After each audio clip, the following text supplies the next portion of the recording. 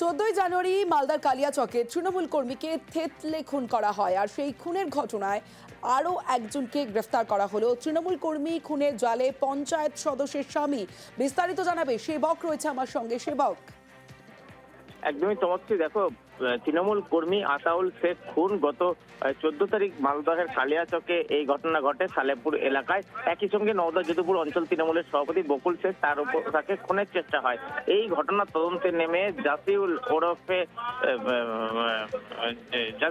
ওরফে গোলাম রসুল তাকে আজকে গ্রেপ্তার করেছে মালদার পুলিশ।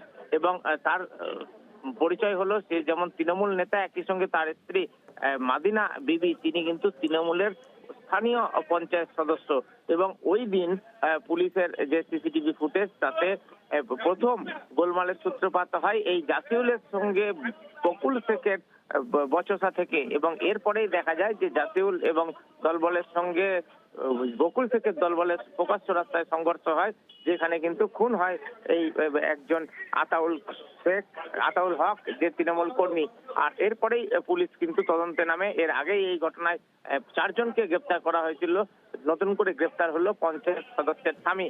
ফলে তৃণমূলের যে গোষ্ঠীদ্বন্দ্ব তা কিন্তু আরো প্রকট হলো এই ঘটনায়।